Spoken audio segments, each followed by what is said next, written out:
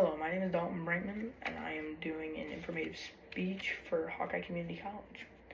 How does the number one herbicide in America start, monopolize, and innovate? Now, you guys might have seen this chemical in fields, on Lowe's, Home Depot, Menards shelves, or maybe in your garage. But today I will be discussing how Roundup was created, how they've monopolized, how they've started, how they've been so dominant in the seed market, and how they've been so dominant in the herbicide market. How did Roundup start? Roundup started because John E. Franz was testing chemical synthesis and screen testing for Monsanto. In 1969, Monsanto decided to promote John to head of lab. Previously, they have failed in creating a new chemical or a new herbicide because they were trying out they were testing metal softening, cleaning chemicals and seeing if they would kill weeds.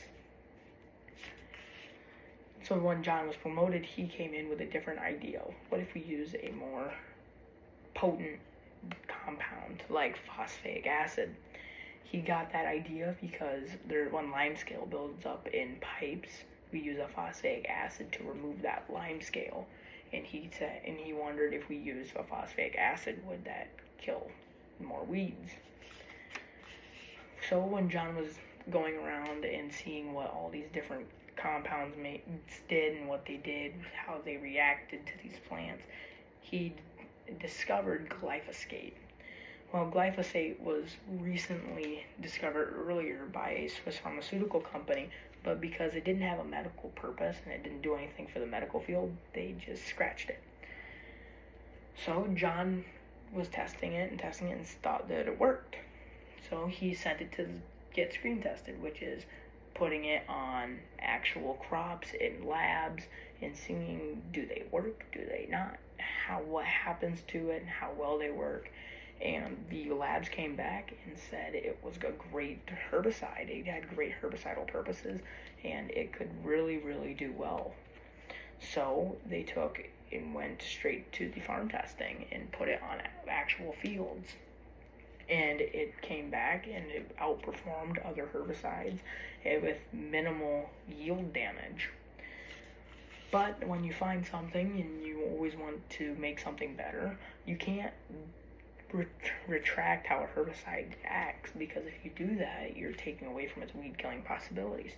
So another factor that Monsanto took and changed was, how does the seed get affected?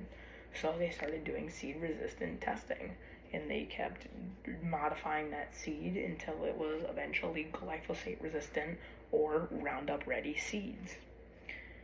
According to the Environmental Crop Portal, Monsanto created a genetically modified crop that was resistant to Roundup herbicides. Farmers were now able to spray entire fields with Roundup and only eliminate unwanted weeds without harming other crops. This was huge for Monsanto. This made Monsanto way ahead of everything. But what Monsanto did do was they created a patent when they discovered glyphosate. And when they did that, it means all other companies that wanted to go deeper into the herbicide area weren't able to do it until the 2000s, or they weren't able to sell it until the 2000s due to that patent. And when 2000 came around, Monsanto already had Roundup ready herbicides and Roundup resistant seeds. So Monsanto sold the rights to companies such as DuPont and Syngenta, allowing them to still make money while other companies were trying to create and mimic how Roundup was working. With Monsanto ahead of its time and all of their patents out, they were doing way well. They were able to pretty much control the market, with them being major power sources over everyone else.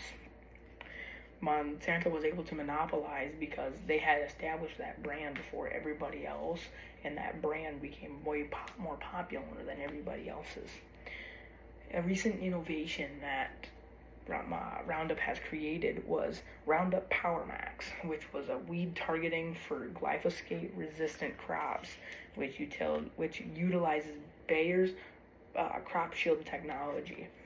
Bayer eventually did buy out Monsanto due to the fact that Monsanto got sued, but that's said for another day. Now we know that the number one herbicide in America started and monopolized. Even if you're not a farmer, we are surrounded by it in Iowa. We are surrounded by farms. We are one of the top producing states for corn and soybeans in the nation. So we are surrounded by fields, and Roundup is essential in our life, whether we acknowledge it or not.